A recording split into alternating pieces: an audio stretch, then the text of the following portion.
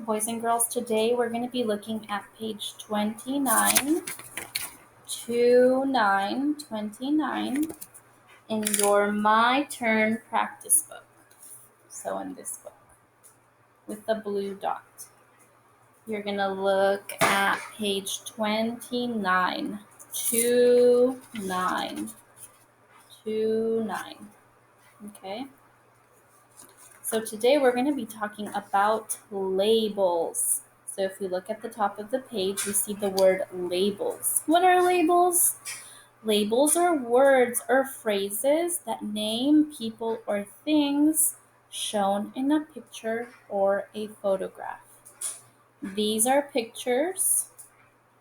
A photograph would be a picture taken with a camera. Okay?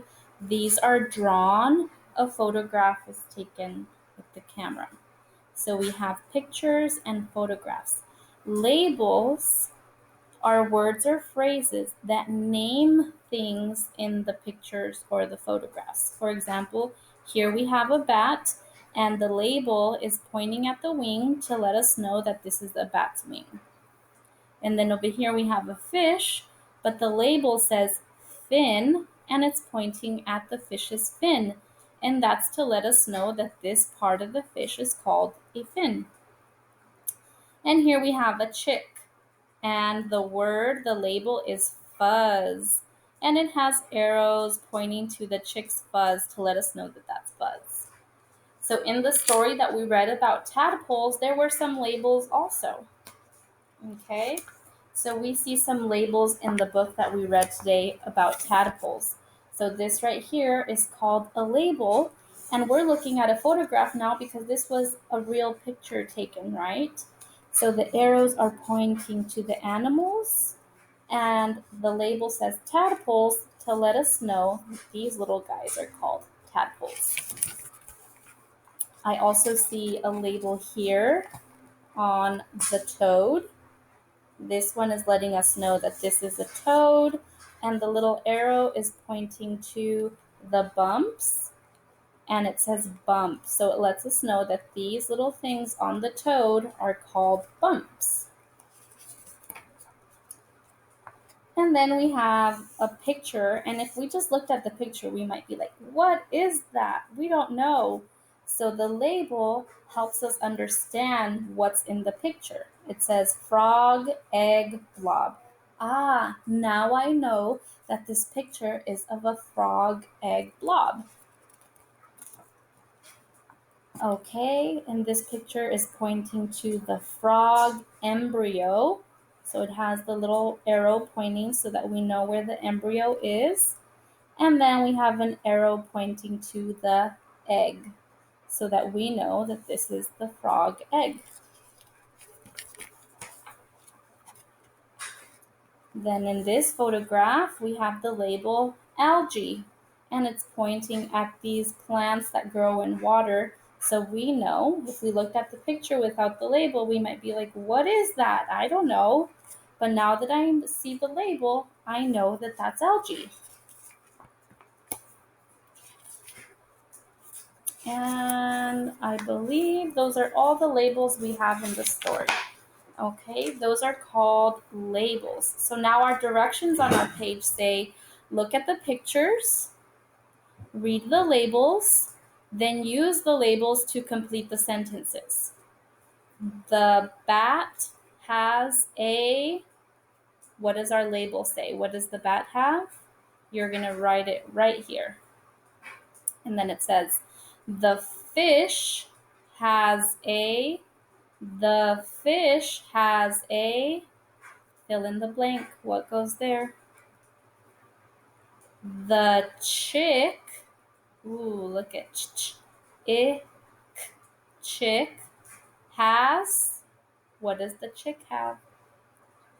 So you're going to complete these, fill in the blanks.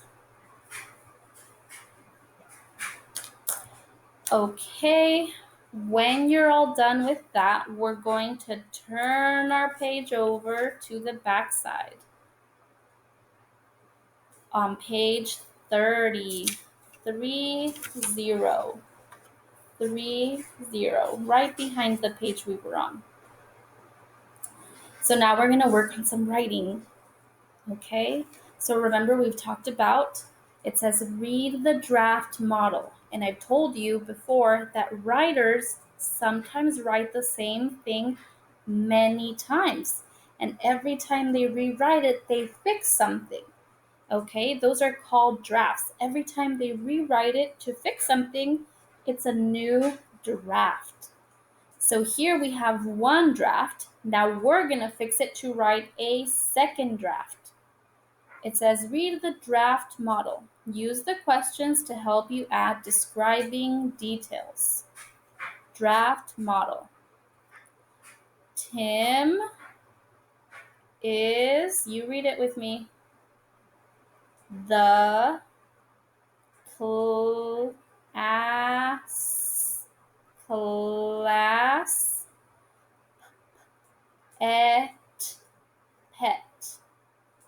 Tim is the class pet. Tim is a fish. Tim is the class pet. Tim is a fish. Tim swims fast.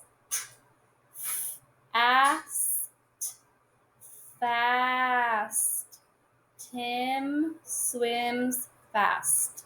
Okay, now let's read it all together like we normally would. Tim is the class pet. Tim is a fish. Tim swims fast.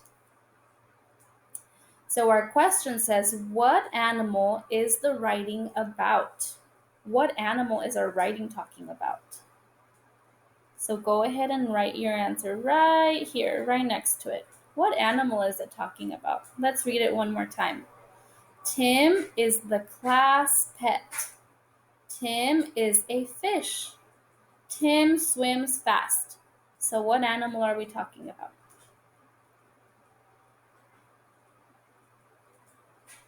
I can see that we're talking about a fish. Okay, Tim is a fish. I can find it in my writing. It says Tim is a fish. And then it tells us what are the describing details. So what describes Tim the fish? What kind of fish is he? What does he do? What does he look like? Those things are describing the fish. Which words describe the fish?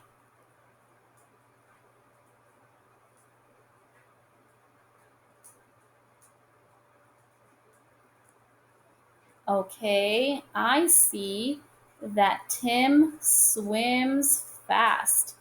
That describes Tim. It tells me that he's a good swimmer. He swims fast. And I also know that Tim is the class pet. Okay. So now we have to see, it says, what other describing details could you add to the writing? Now revise the draft by adding describing details to help readers picture the animal in their minds. So details, describing details, let us picture something in our minds without seeing a picture. So if I just read it, I'll be able to imagine a picture of it in my mind. So if I'm just listening and I'm not looking at any picture and I'm hearing your writing and I'm hearing your describing details, I will be able to see the animal in my mind because of the words you used. Okay? For example, it says that Tim swims fast. So if I close my eyes and I'm picturing a fish, I can picture a fish swimming really fast because it tells me that the fish swims really fast. So what other details could help us describe the fish? I need you to put your thinking hats on. What else could describe a fish?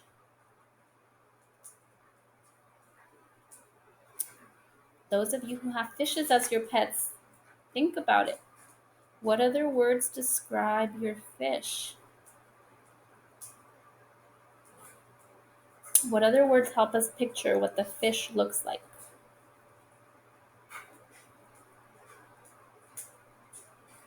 For example, what color would the fish be? Could the fish be different colors? Okay, maybe in my writing, I want to say that my fish is orange. Let's make a list over here. So orange lets me picture what the fish looks like in my mind. Maybe the fish is big or maybe he's small. That's a describing detail that lets me picture what the fish looks like. Okay, I'm going to say the fish is small. Okay, or it could be big.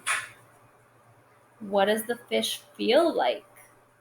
Okay, does it have gills that let it breathe underwater? Does it have fins that let it swim? Does it have big fins? Does it have little fins? What is the fish like? Those are describing details. So in our writing, we're going to add one more sentence. I'm going to show mine, but mine's an example. You can't use mine. You have to come up with your own, okay? So we're going to all write, we can all say, the fish, or let's say Tim, because we know what his name is, right? Let's say Tim.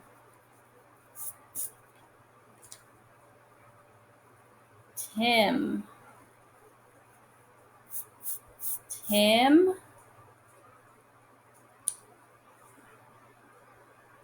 Tim. I'm going to say Tim is a small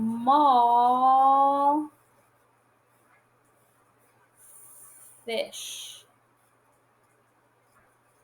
And if you're not sure how to spell, you can borrow some of these words here, right?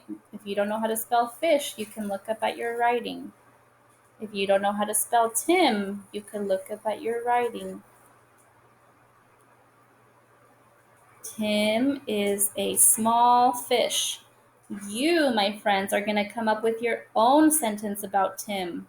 What else can you say about Tim that will let us picture what Tim is like in our minds? Okay, so that's your job. You have to come up with your own sentence. What is Tim like? What describes Tim?